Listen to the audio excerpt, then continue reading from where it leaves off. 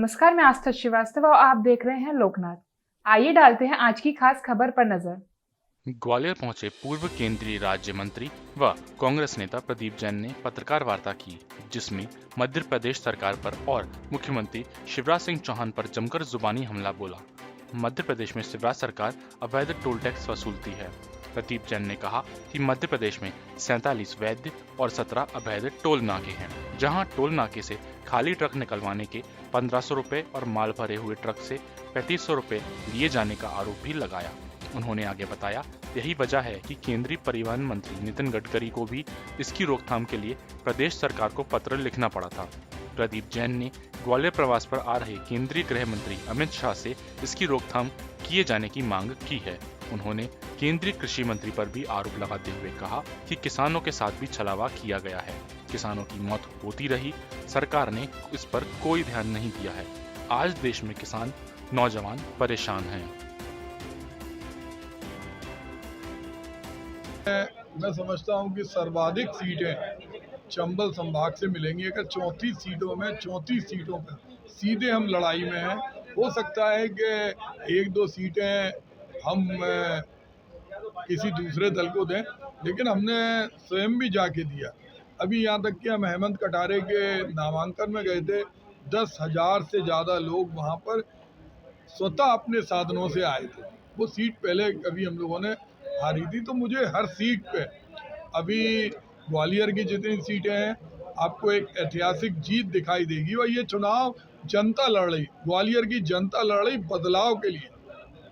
बड़ा सवाल यह है कि कांग्रेस ने लिस्ट जारी की, 2 बार परिवर्तन करना पड़ा, जिससे कि भितरघात की संभावना बहुत ज्यादा बढ़ गई है। क्योंकि मैं बराबर पिछले करीब 20 दिन से बराबर चंबल अंचल में वो भी कवरेज कर रहा हूँ, तो देखते हैं कि चाहे चमौली हो चाहे दतिया हो, स्थिति है कि कांग्रेस के सामने खड़ी हो गई है। देखिए, हमारी पार्टी में दादागिर्दी नहीं है कि कोई दिल्ली से आके बंद कमरे में दम दे और दम देने के बाद कोई रेजिंग। हम लोग लोकतांत्रिक ढंग से है, हमारे कार्यकर्ताओं की बात हमारे नेता सुनते हैं। उन्होंने कोई बातें कही, उसके मूल्यांकन के लिए टीमें भेजी और टीमें भेजने के बाद जो सर्वोत्कृष्ट निर्णय था, उसके आधार पर हम लोगों ने टिकट परिवर्तित किए। आपके सवाल यह है कि पहले कहा गया सर्वे करवाया गया, ये सवाल नेताओं ने खुद पूछा है। सर्वे करवाया गया, सर्वे के आधार पर टिकट जारी किए गए। अगर हम दतिया की बात करें, हम चूंकि अपनी चंबल अंचल की बात कर रहे हैं, बिकॉज आप यहीं पे हैं, तो पहले सर्वे के आधार पर टिकट दिया गया। 5 दिन बाद ऐसा कौन सा सर्वे कमलनाथ जी ने देख लिया या आपके राष्ट्रीय नेतृत्व ने देख लिया कि उनके टिकट बदले गए? देखिए, सर्वे हमने बिल्कुल कोई कपड़े फाड़ने और रोड पे आने वाला मुद्दा नहीं है। हम लोगों ने लोकतंत्र के आधार पर, क्योंकि हम अनेकांत पे चलते हैं, हम देखते हैं कि एकांतवादी नहीं होना है।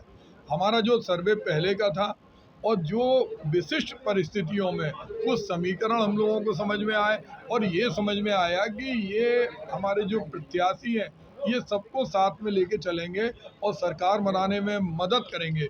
तब हम लोगों ने, वो भी उंगलियों पे गिनने वाली सीटें हैं। स्थिति तो उनकी देखी है कि सिटिंग 30 विधायकों के टिकट काट दिए। अगर इनका कितने उन्होंने परिवर्तन टिकट, उनको टिकट के कैंडिडेट नहीं मिल रहे। विदिशा के जहाँ के हमारे मुख्यमंत्री शिवराज सिंह चौहान है, उनको कैंडिडेट नहीं मिला। कल ले दे के उन्होंने घटी दरों पे फिर पुराना कैंडिडेट दे दिया। उनके पास कोई नहीं जा रहा, वो टिकट दे रहे, लोग छिटक के भाग रहे क्योंकि कांग्रेस सत्ता में आ रही, इसलिए बूम पे है। बाकी इनसे तो लोग छिटक के भाग रहे, वो देख रहे हैं कि ये डूबता हुआ जहाज है। कल मंजुनाथ सिरसा जी ने कमलनाथ जी को, पूरे दुनिया के लोग जानते हैं कि अदालत के निर्णय के बाद एक ऐसा व्यक्तित्व, जिस व्यक्तित्व का दूर दूर तक उससे कोई लेना देना नहीं है, उस पर टिप्पणी करना अदालत के ऊपर अपमान करने की भावना से प्रेषित किया हुआ वाक्य है। और उसमें कल हमारे जो राष्ट्रीय प्रवक्ता हैं माननीय श्री सुरेंद्र राजपूत जी, कल उन्होंने एक बहुत जोरदार ढंग से उसका खंडन किया। ये सब भारतीय जनता पार्टी द्वारा प्रायोजित है। उन्हें फोबिया हो गया, सोते उठते बैठते।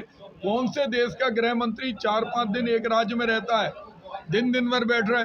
अरे भाई, देश के अंदर क्या स्थिति मणिपुर में हो रही, क्या स्थिति दूसरे देशों में हमारे लोग फंसे हुए हैं, उससे कोई मतलब नहीं है।